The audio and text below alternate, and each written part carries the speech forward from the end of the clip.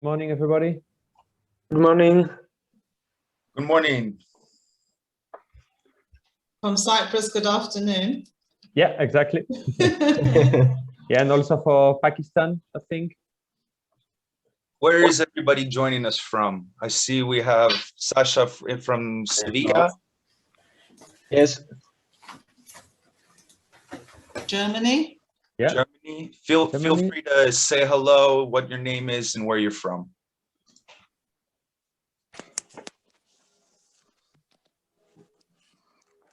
who, Peter, me or who? Or you please start us off, Sasha. Say hello, what your name is, where you study. Aufrufe steige ich den ab und dann gucken wir das nicht. Hello, we are from Germany. Ich keinen Bock drauf. Hello, Turkey. Okay.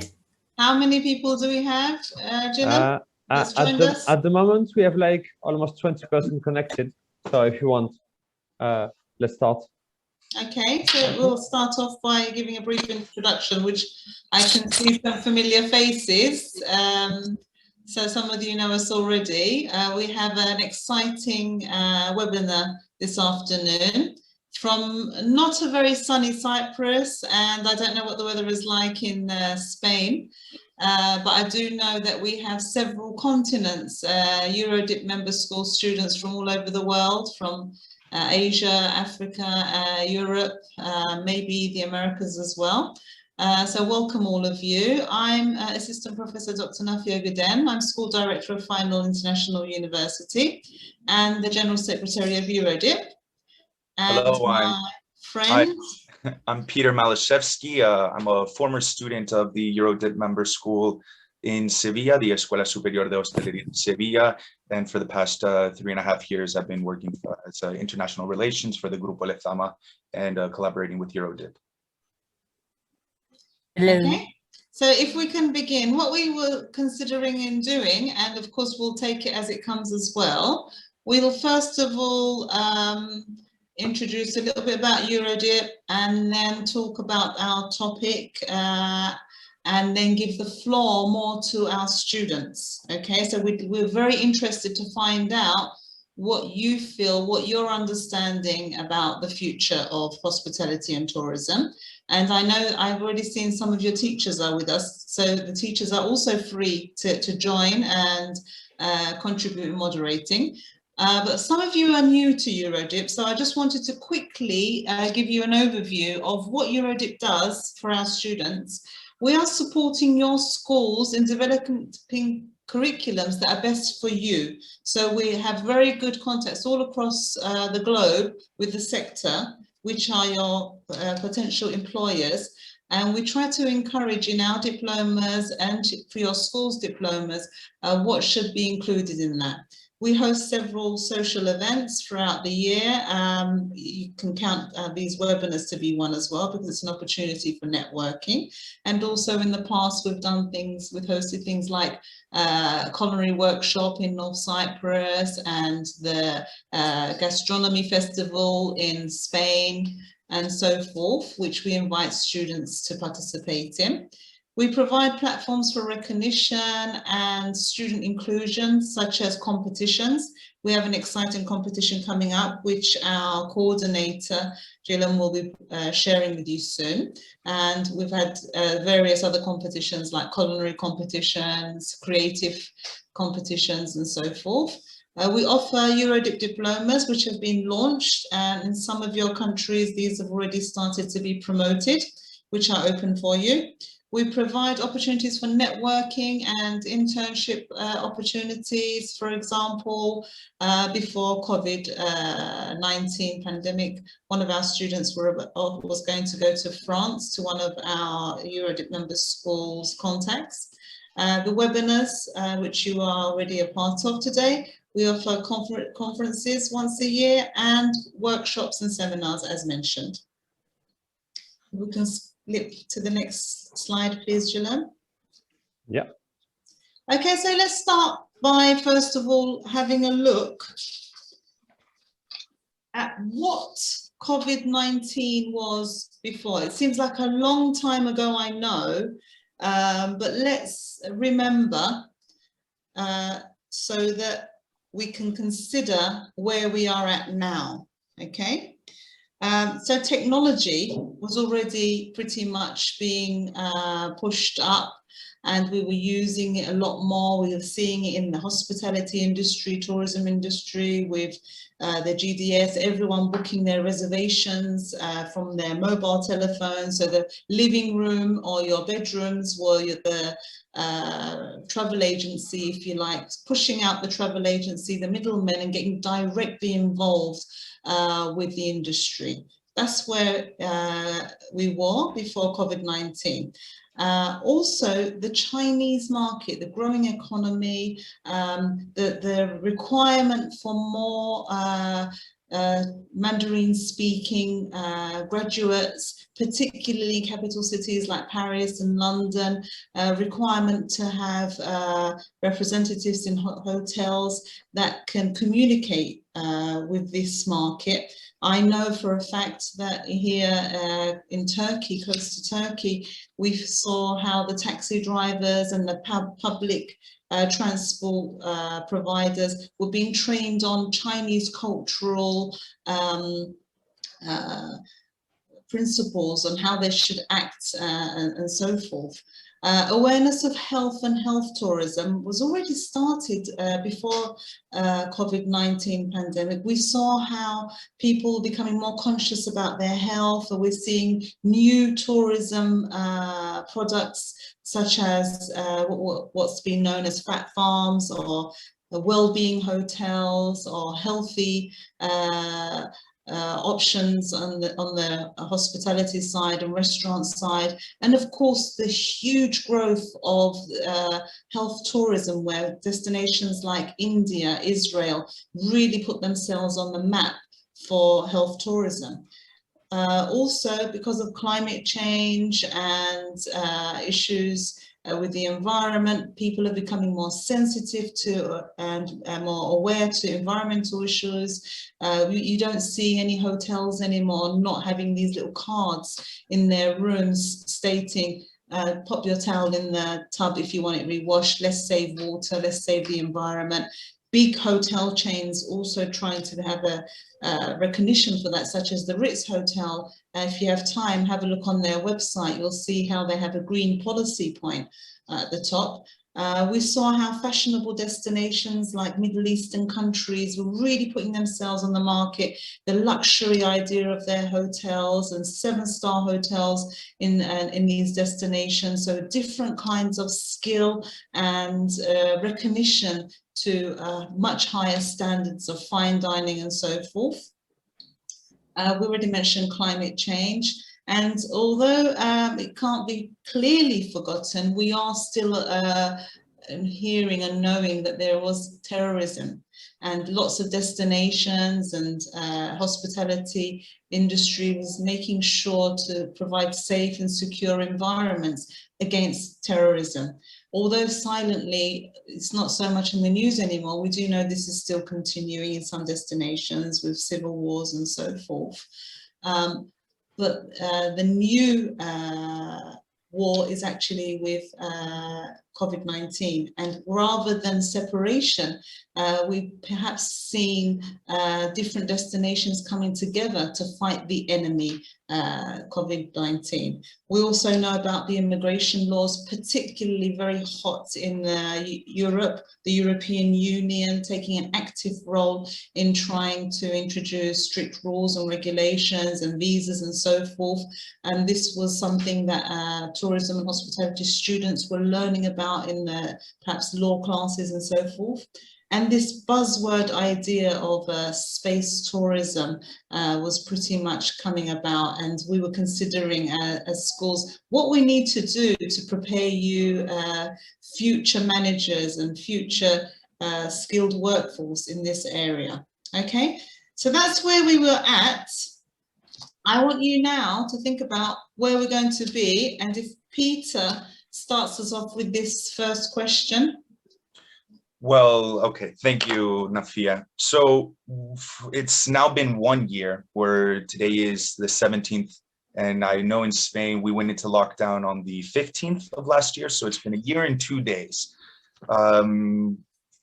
Throughout this past year, we've all heard the stats, 70% drop in tourism, 1 in 10 jobs worldwide are affected, or 1 in 10 jobs are supported by tourism. So we know that tourism is one of the world's major economic sectors. It is the 3rd largest export category after fuels and chemicals. And in 2019, it accounted for 7% of all global trade. But since COVID, no country has been left unaffected. Destinations that have been most reliant on tourism for jobs and economic growth have been hit the hardest. This includes SIDs, or small island developing states, LDCs, which are least developed countries, and of course, African countries. Now, for some countries, tourism and hospitality represents 20% of the country's GDP. It is largely affected by the pandemic, as we have seen that 70% drop that I mentioned earlier in export revenues, or about $910 billion US dollars to $1.2 trillion US dollars. It's a lot of cash. Now, as I said before, tourism supports 1 in 10 jobs worldwide. And according to the UNWTO, the United Nations World Tourism Organization, as many as 100 million direct tourism jobs have been put at risk, in addition to the sectors associated with tourism. So overall, we've seen nearly 150 million workers worldwide affected by this pandemic. So what are we going to see now in the future?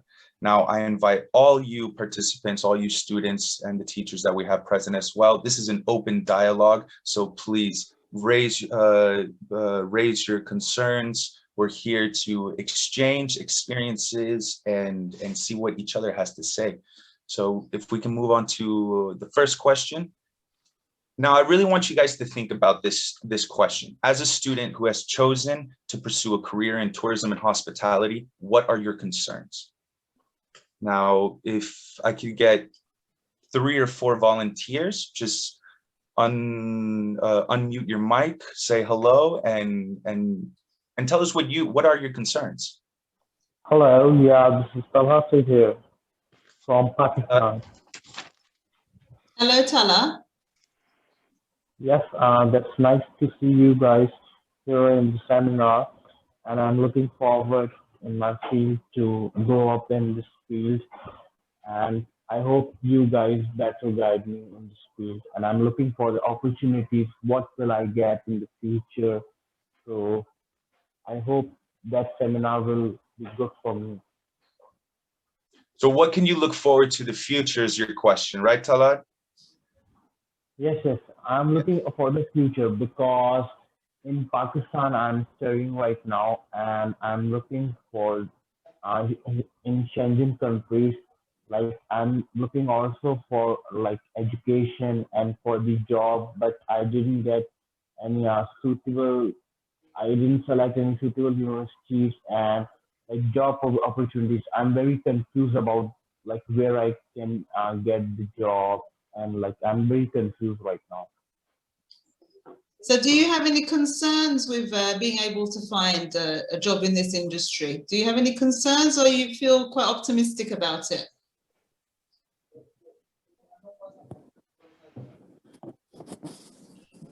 Sorry, I can't hear you.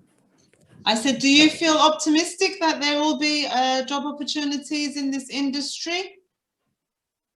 Yes. The thing is that I'm looking for the opportunities, but I didn't find anything right now, and I'm a little bit confused because I want to continue my education in European country, like in Schengen. So that's why.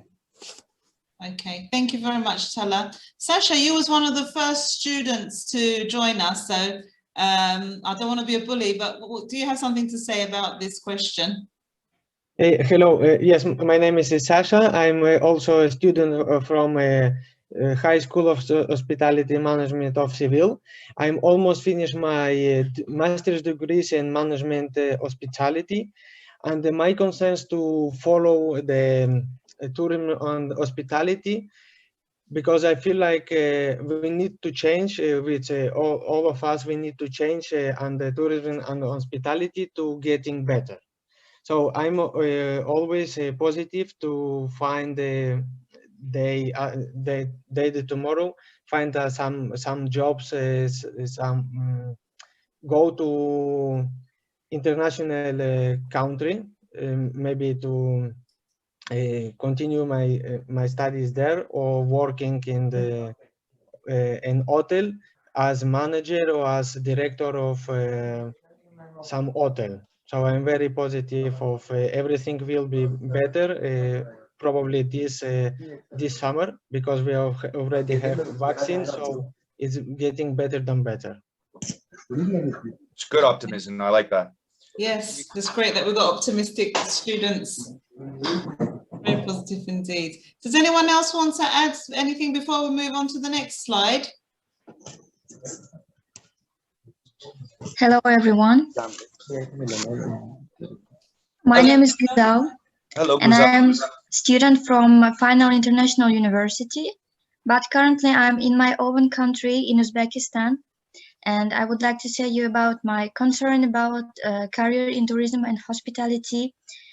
This concern is about finding a job where I can stay for a long time. I mean, when I was in Cyprus, I currently find a job, but because of this COVID situation, there was something like lockdown, and we most of students lost their job and couldn't find anything again. And now I hope that there will really optimistic situation. I mean, um, maybe we can, as a student, we can find a really good job in tourism, because I really want to get some experience before I get start something serious. I mean, serious position, but I really want to collect some experience, and that's why I hope that it will be something good news.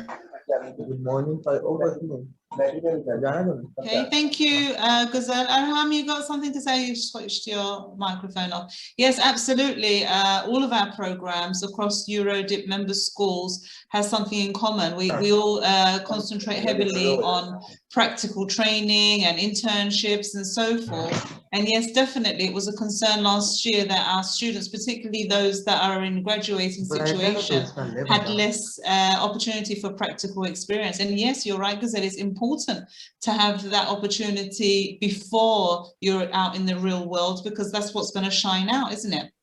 Okay, thank you very much. Perhaps I can see Arham to raise his hand. Would you like to? Okay, Arham, what would you like to add? Assalamu alaikum, Arham. My name is Aram Javed. I'm student of Gotham College, DC 62. Become to a good understanding of business and what drives business success is a great advantage for people working in tourism or hospitality, especially for those in administrative or management positions. That's why to be at the top of your game and get a good start.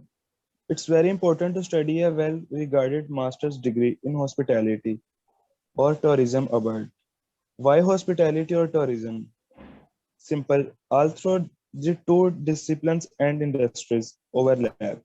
The main difference is the tourism deals with attractions, activities, and events, while hospitality focuses on providing people great accommodations, travel, as well as other facilities like restaurants or sports centers. Choosing a tourism and hospitality masters degree will get you recommended to working is an international environmental and being more in tune with the needs of guests from different social and culture backgrounds while helping them enjoy their time off. Okay, great. Thank you, Arham. Yes, clearly we have students that are excited, and COVID has not let them lose their light and interest in this industry that we personally as lecturers have some concerns, but it seems that our students are very optimistic. So well done. Okay, shall we move on to the next question? Thank you, Arham. Peter, do you want to start them off again? All right, so there we go. So how has learning in tourism and hospitality changed and changing to be? So we all know this is a hands-on career, especially the whole learning process. Most of all our schools all have a dual learning system. And when COVID hit, everyone was sent home. And I know, speaking with some of the current students from my former school in Sevilla, that they panicked because they couldn't go and do their kitchen training at school. They couldn't practice how to open a bottle of wine for guests. But then, so we had to see how schools adapted and how they quickly switched onto an online platform, online learning system. And so we want to know, hear the voices of the students. How has that change in your learning process? How has it affected you? And how do you think your learning process will continue to change due to the pandemic? Do we have any volunteers? Bernardo, please. Can I tell something, Peter? Yes, please go ahead, Sasha. Yes, about the COVID-19, the last year, I was studying as well at school from Seville. So I've been studying 3 months in our online form. Mm-hmm. For me it was a big change, but finally we get the good result when we are studying by online form. So you are getting more interested, you are more keep focus on what the teachers telling, and you can learn as well as the same level. Sorry, and same level like presentially from students. So you're saying that the quality of your education has maintained both from a hands-on learning, face-to-face learning compared to online learning, correct? Yes, it's like that because school has had all the they give you all the possibilities to studying and following the courses, and it was a good position, and I'm really happy to find out the online studies as well. It's not getting worse than presentially. Actually, it also opens a little bit of opportunity because, for example, one of our wine tasting classes, we saw how a teacher had a contact in Italy, and they got in touch with Italy, and there was a live showing outdoors of the vineyards and so forth. So this also opened other opportunities, and being able to have a more globalized education as a result, isn't it? Yeah. I think we have some more students Bernardo, with their hands up. yeah, Bernardo raised his hand at the beginning of the question. Bernardo from Portugal, yes. You can hear me? Yes. We can hear you. Would you like to open your camera or no? In my PC, this PC not have a camera. Okay, that's fine, Bernardo. That's fine. Carry on. I don't speak English very well. Sorry. It's okay. We understand you. My learning in Isaac in Portugal is good, but in my opinion is slowly, right? Yeah, carry on. Or even try in Portuguese and you can try to translate. That's fine, Bernardo. É lenta. Sorry. I'm nervous. Okay. So if you want, Bernardo, if you want just to, for example, if you have any problem with your language, no, it doesn't matter. Just write it in the chat room in Portuguese or use the Google Translator if you want, and we can raise your question after that in English. That's fine. No worries. In my opinion, my learning in my school is good, but but slowly because the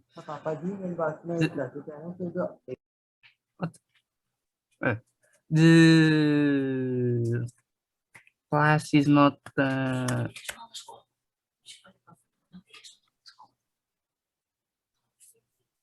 Okay, so if you want perhaps to think your question, and perhaps Luis Francisco also raised his hand. So would you like to add something perhaps? Yeah, sorry to say something because I'm a teacher. I'm not a student. That's fine. Please, thank but you. I know Bernardo quite well. I'm a teacher from ESEC in Lisbon. Mm-hmm. By the way, we have almost 25 degrees positive. Yeah. And I know Bernardo very well. He's a little bit shy, so sorry, Bernardo.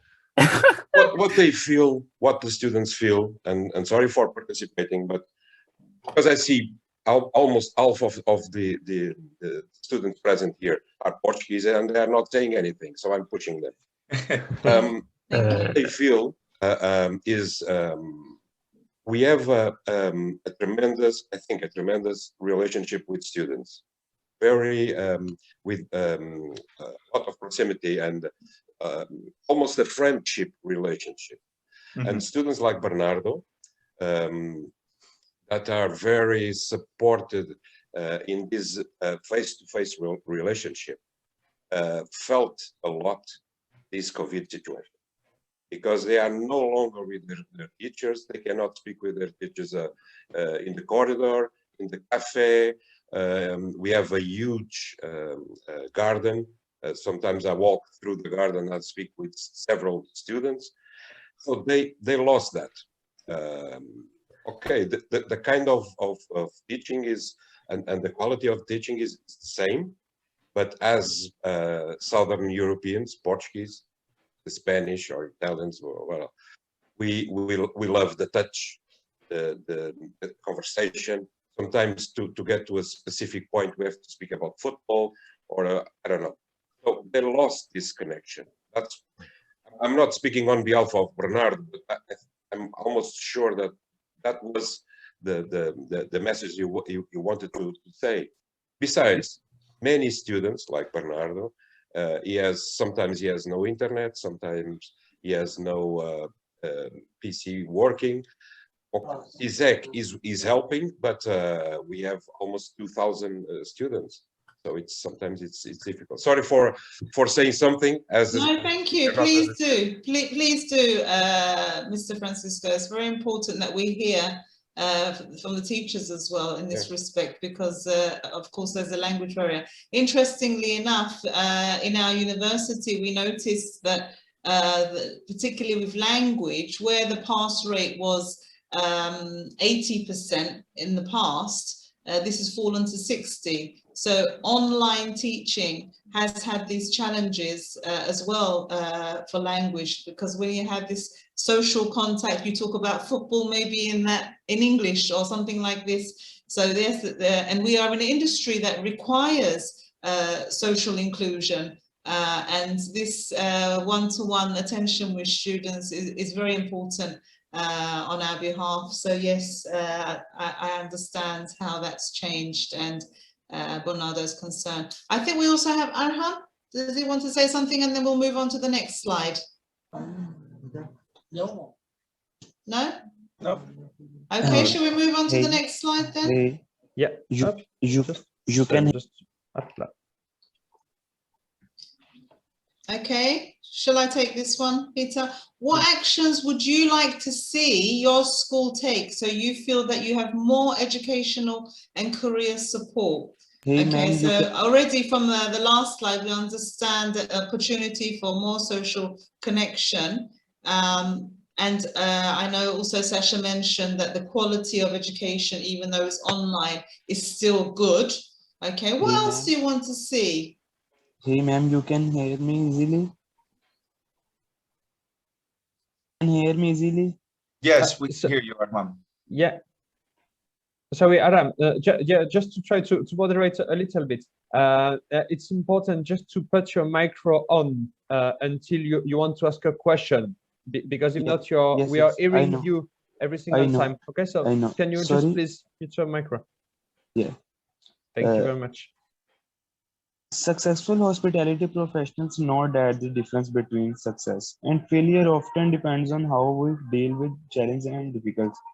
In fact, this mindset elegance will very well with the etymological roots of the words. Crisis, where says we generally use the word to describe time to difficulty and distress.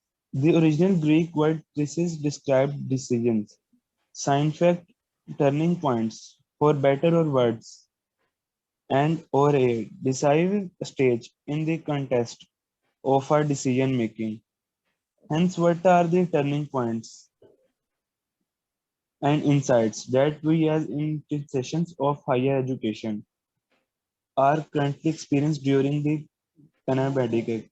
In fact, institutions of higher education have been scientifically impacted both domestically and internationally by COVID-19 based on educational model that attracts international students and fosters student mobility. Universities have started to reflect on the long-term implications of COVID-19. Here are 5 insights to simulated thought and reflection on how the hospitality education sector and successfully evolved from it. Insight 1: solidarity and sharing. In the face of uncertainty in hospitality and tourism, future economic performance, the demand of insights from educational service and higher education has increased rapidly during the past months. Some academic institutions have been very quick and proactive in distributing knowledge and training to respond of the demand. Second topic, the trends towards individualization.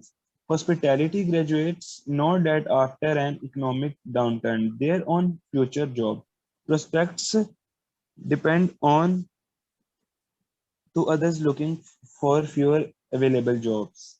Third topic, the recommendations of academic curriculum. One particular insight of the pandemic relates to the fact that self-isolation, social distancing. Fourth topic, domestic to the hotel sector.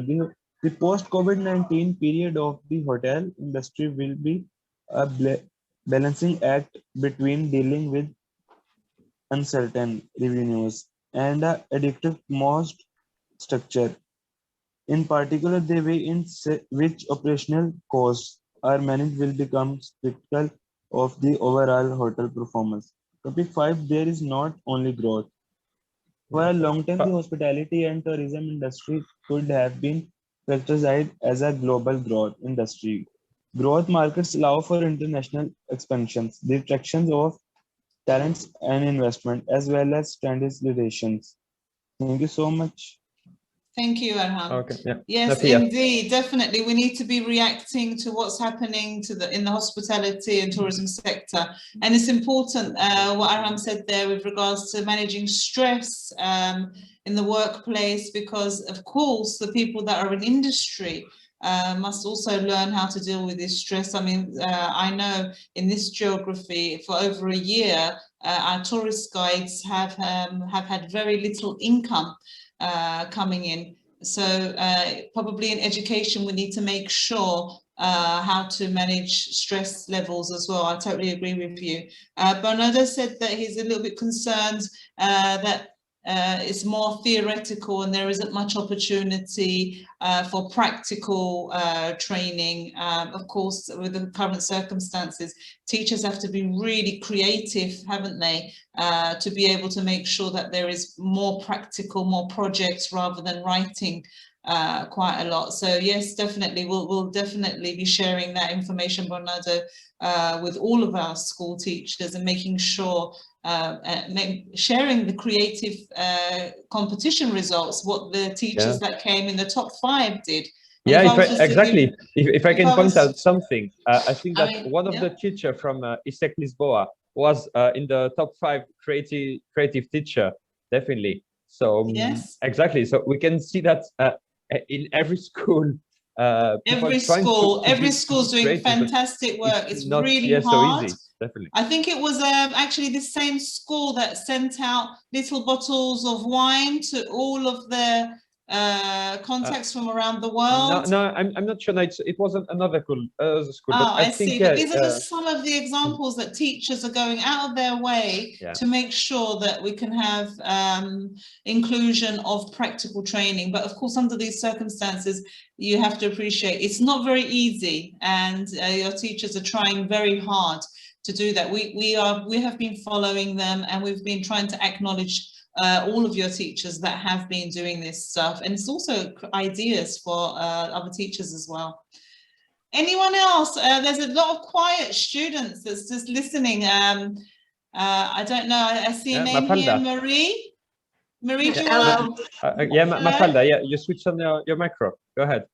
Yeah, I'm from Portugal. I'm a student at Ashton, and I'm on the first year of hotel management. And actually, I only had online classes. So regarding this question, I think due to the fact that we are on pandemic, it's only possible to have these conferences, and not saying it's a bad thing. I think it's a very important thing.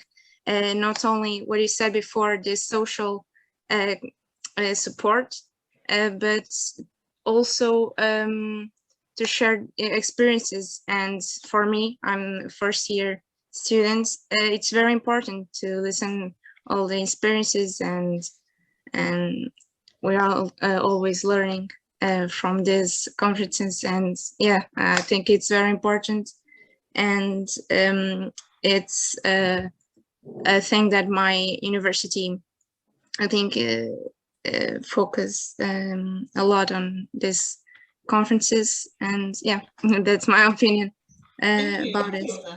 Absolutely. Sharing is very important, and that's what we're doing here today. So yes, we'll definitely, as EURHODIP, we encourage that as well. Yeah, Guzal. Okay, shall we move on to the next question? Yeah, just sorry, Guzal Inagumova. Sorry, go ahead. Yes, can you hear me?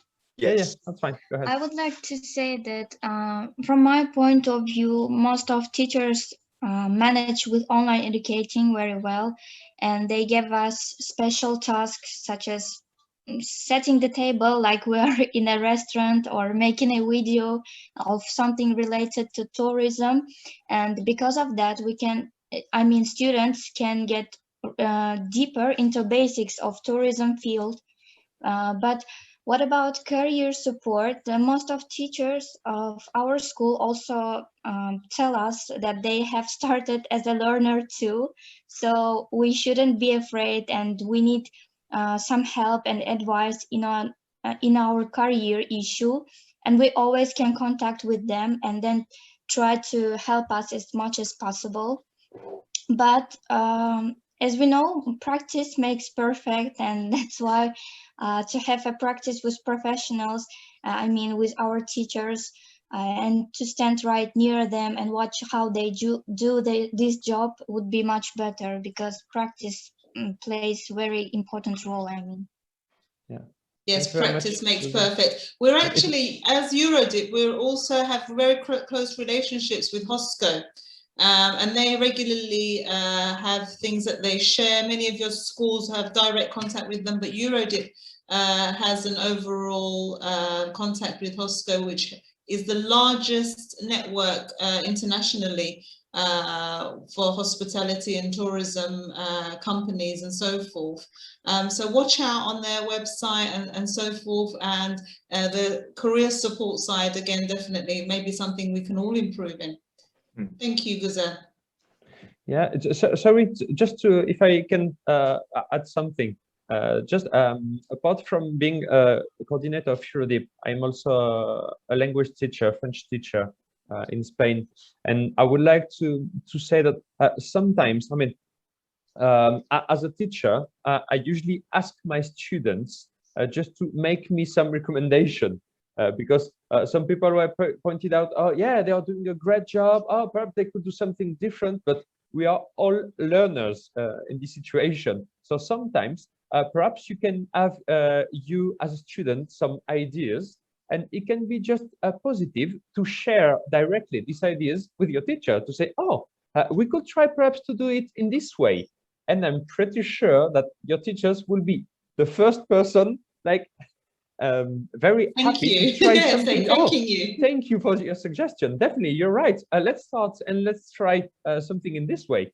And I think that I think that also for this way, it was important for me to have the word from Luis Francisco also as a teacher, because you can see that we are all together in the same boat and we want to go all on the same way. So do not be afraid just to absolutely very share. Important point. Yeah, Jim, very important point that yes, this situation is new to all of us. So to some degree, your teachers are also learning from this experience. And today we've already had some good ideas. So thank you so far.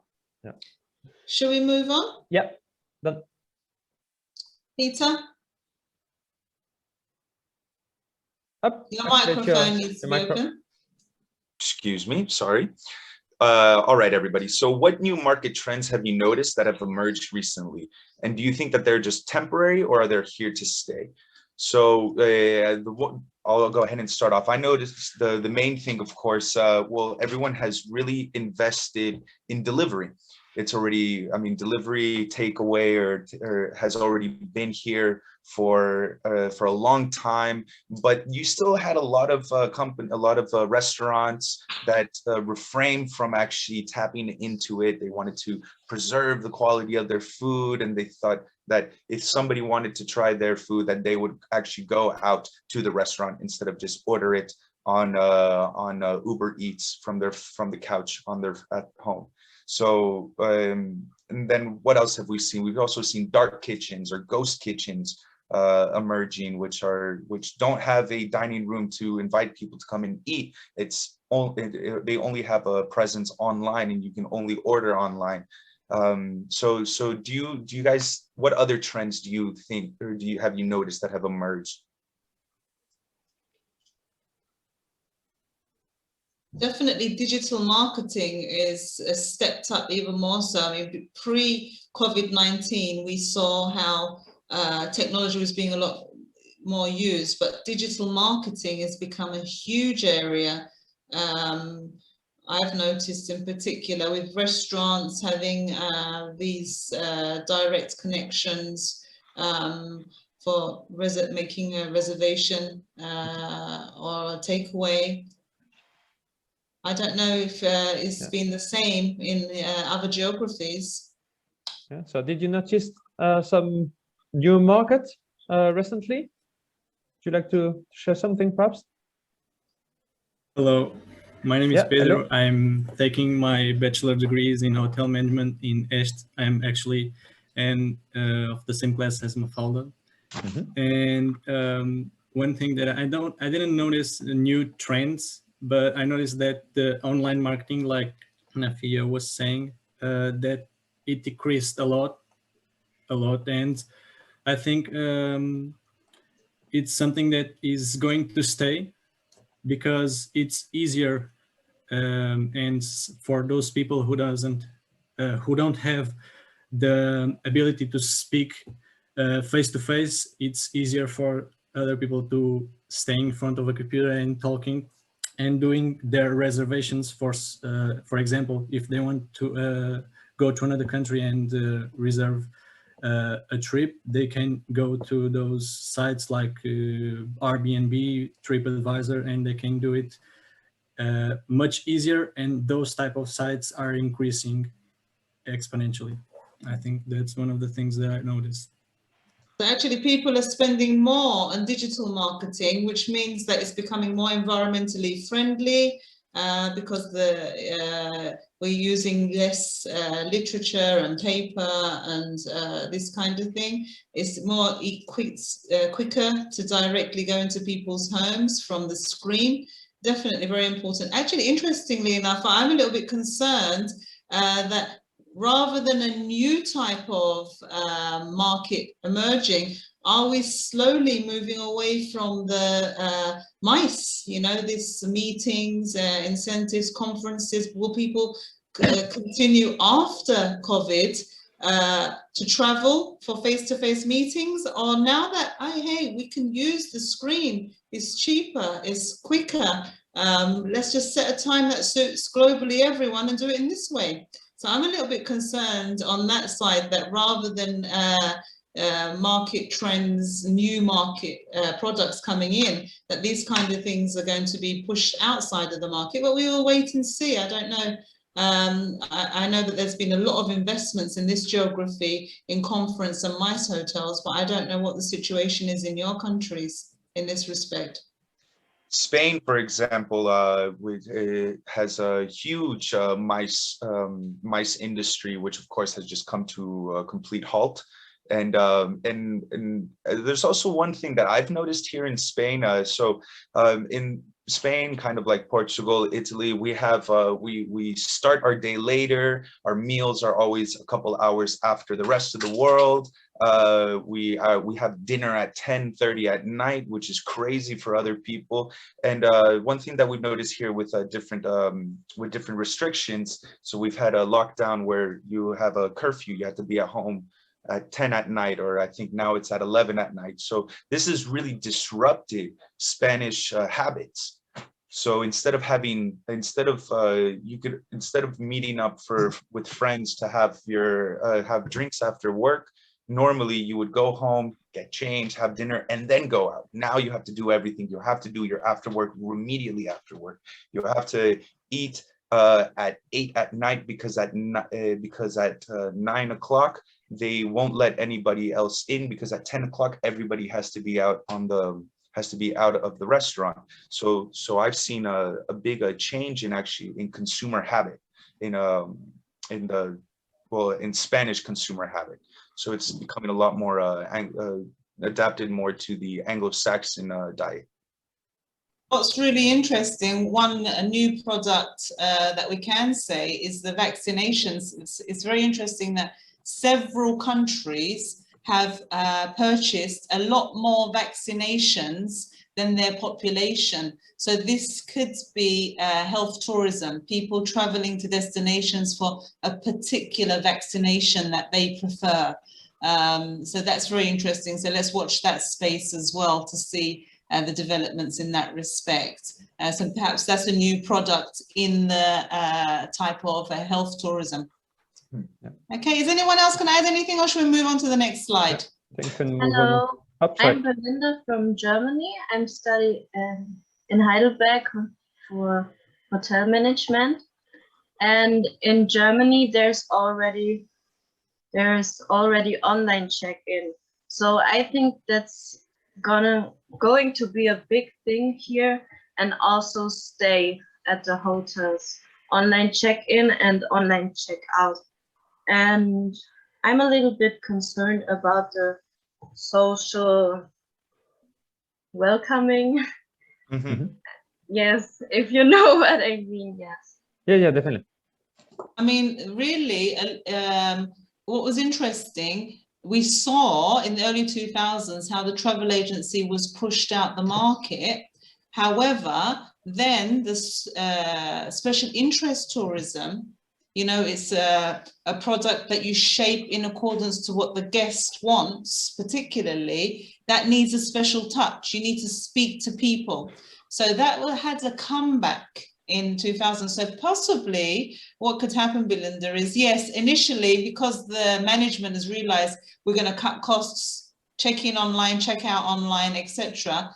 In the long term, is it going to be staying? Question mark, because this is what happened with the travel agency. But what this means for you students is that you need to learn how to do all of this online, and there are still jobs, but it's in a virtual environment instead of face-to-face, which actually is what we prefer because that's what we're best at. But we need to move on with the times and make sure that we have all of these skills.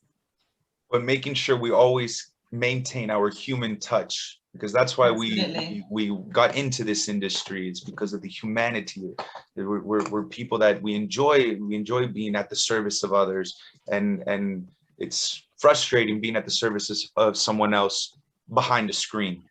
Yes, definitely. I mean, things like you imagine at even large hotels, I noticed in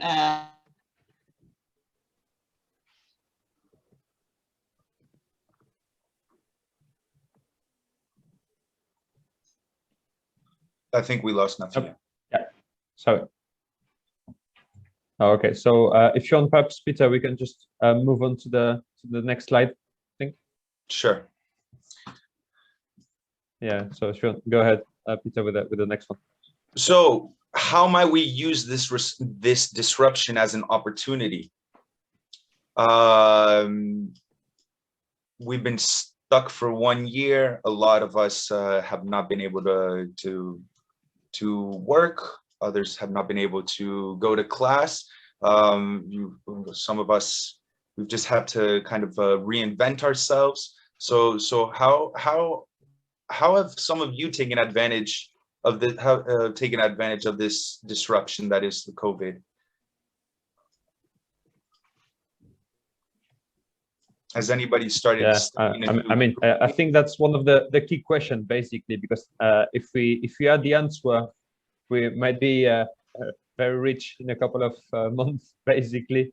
But yes, technically, I think that, and you can take it also for your personal life. But every period of disruption, basically, just an opportunity just to grow and to discover new things.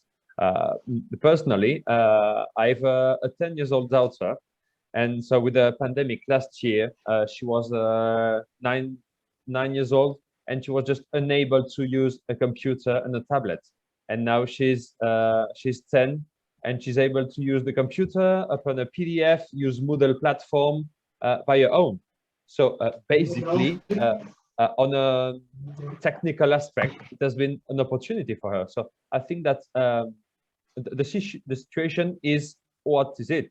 So basically, just try to take the positive side of the situation, and perhaps it can be an opportunity for a new kind of market. So just it's a good time now for you just to think and to see what can be done, or how can we just improve the situation, basically. So if I can give you this advice, go ahead in this line. Definitely take it as an opportunity, because we're not able to change the current situation. So just take the good side of it.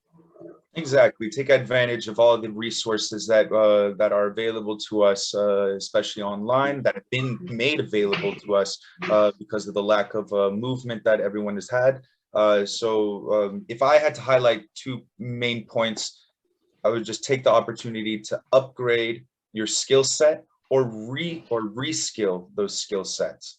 Now, what do I mean by reskilling? Well, opportunities to qualify staff or students that accelerate the process of their reskilling, hence preparing them for roles in hotels and other hospitality related operations in an environment where they can learn, of course, and where they can learn and also and reinforce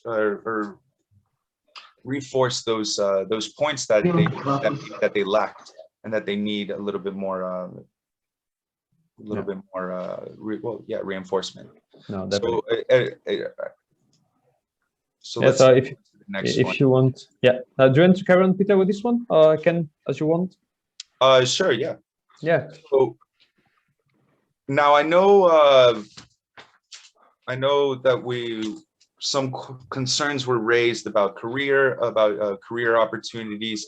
Now, when you do start working, or if you are currently working while you're studying, what do you expect from your employer? What do you expect from your employer? Job morale or staff or worker morale is very low. People don't know when they're going to be working, when they can work, if they can find a job, a good enough job. So students, what are you expecting from a job, from your future employers in this sector? Welcome back, Nafia. We're just See, this is why we need the human touch, because sometimes technology can chuck us out like this. Okay, so always important for the human touch. Yes. So we were with what do you expect from the employers of the tourism and hospitality sector? That's what the question Peter started out. So perhaps, we would like to point out something. Talha? Yes. Just for a concrete point concerning this question, isn't it? Neil, can you please close your microphone? Yes. Okay, so Talha, try to be short because we are just out of time. Okay, sure. So in my point of view, my employer offer me some incentives, and they try to increase my morale and give me opportunities and transfer me to the other seminars and give me opportunities for international working. And also with my working, they have to guide me to arrange some activities so that I increase my skills level. So that is I'm expecting for my employer in future. They send me to abroad for higher seminars to how to run the hotel or like that. Okay, thank you very much, Talha. Thank you. Anyone else? I can tell you that I've been doing some research, and employers are expecting multitasking and our students to be able to do a little bit of everything, because now, of course, the economic situation of hospitality and tourism is as such that they want to employ students or graduates that are able to multitask. So it's worth also considering from their point of view with such a question. Yeah, thank you, Nafia. Yeah, so be multitask is like one of the basics, isn't it? Absolutely. Okay, so if you want, we can move on to the following one, perhaps. If I think this slide is the final slide. I think what we can say with summarize what you think the future of tourism and hospitality will be in your opinion. That's the next slide. If I just summarize what you've been saying, I've been taking notes of what you've all been saying, and if we've forgotten something here, if you can add what you think as well, that maybe I've forgotten, or maybe Peter, Gillian would like to add, or your teachers that are here with us. So you have some concerns, some of you, but although majority of you are quite optimistic that post-COVID, like a football, hits the ground and bounces back up, tourism and hospitality will be at its former glory, and there will be some jobs. But some of you did have some concerns about opportunities and a lack of opportunity for practical training during your education. Some of you had was discussing how we need to manage our stress a little bit better, and social, cultural exchanges, and that this kind of webinars is giving you the opportunity to discuss and share what's going on around the world. Sharing feedback is what you said, some of you. So what we've created today is where, as Julian said, we're all in the same boat, and just having that feeling that you're not alone is what you were discussing. You were very open for creative teachers, and we received some thanks from some of you of how your teachers are trying to maintain the quality, and we discussed how it's difficult at times because it's a lot of writing rather than doing the practical side is what is why you chose this industry. You wanted some career support. We discussed how things like takeaway and some jobs looks like they might be not around for a while. However, the digital marketing side of things and online work and developing our skills with the special touch, as Peter said, not to forget it. And you said you wanted some support from employers and to provide a better window of seeing what kind of opportunities there are. Can we add anything else to that, to summarize? I think that you made like a good sum up. Thank you very much, Nafia. So yeah, so basically, I don't know, perhaps if you want, I can just finish with this one. Or would you like to add something concrete? Oh, just thank everyone for coming out, and thank you for those that participated. Your opinion, that's why we are starting these student webinars, to give you students a voice, because we are this is an association for hospitality education, but more than anything for those students. So basically, I would like just to add a couple of things. Yeah, it's I think the first webinar we did for students, but as I explained before, sincerely, the role of EURHODIP is just to be here and to connect not only students, not only teachers, not only directors, is to connect everybody because we are all in the same sector. So if you think that EURHODIP can be useful for you to do something concrete, just let us know. Okay, so you can email me at bruxelles@eurodip.com. So my email, I am the person who sent you the link today. So you can email me with all your suggestions, and we'll try to do our best. And same here. Please feel free with any ideas or anything you'd like. We're quite open for new ideas. Exactly. So we are going to put the video of this webinar on our webpage. So you go to eurodip.com/webinars, and you have the link to the video. I'll post it on YouTube, so we'll be able to view it. Okay. Also, for those who came, and only for those who came, not for all the class. Okay, but you can have a certificate of participation. So just email me. So email me back. And I send you a certificate of participation. Or it might be easier if you find out who is the contact in your school for EURHODIP, and to give your name to that one teacher or one placement officer, whoever's responsible, and they get in touch with Gilliam so that he has a list. For my students, at least, that I saw a couple of names from our university. Yeah. If you contact me, if you want a certificate of participation, if you're still here, then you're allowed to have one. Okay, it always looks good on your CV that you've participated in these kind of things. Sorry, I have to be a teacher as well sometimes. Yeah. So carry on. Yeah. Also, with the pandemic, basically, I've created finally. An Instagram account for EURHODIP. So please, we will be grateful if you could just follow us on EURHODIP. We try to put news and pictures or whatever. So please follow us and share. I think can be very useful for your colleagues from the school. And also, and I think that Nafia, you can perhaps close with this one because it's your ID of the student membership. Okay, I mean, we've already started to receive some thank yous in the chat boxes from your teachers and the students. So that's saying to me that on a positive note that you've enjoyed what we've done today. EURHODIP offers a lot more than just these webinars, and for you to be involved and for you to be actively knowing what we're doing and to be able to be a part of this network after you graduate from your schools.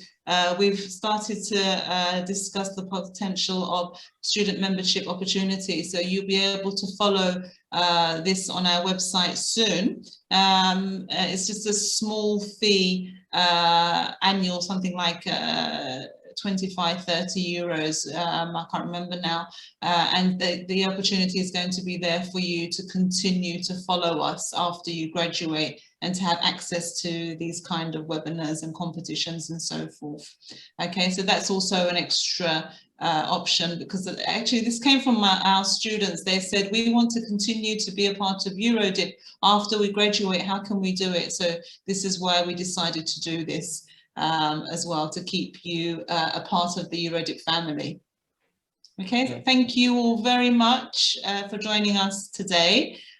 Please feel free to contact myself or Peter or Gilliam to do with this webinar or anything, any ideas that you might have. And take care, all of you. Stay safe.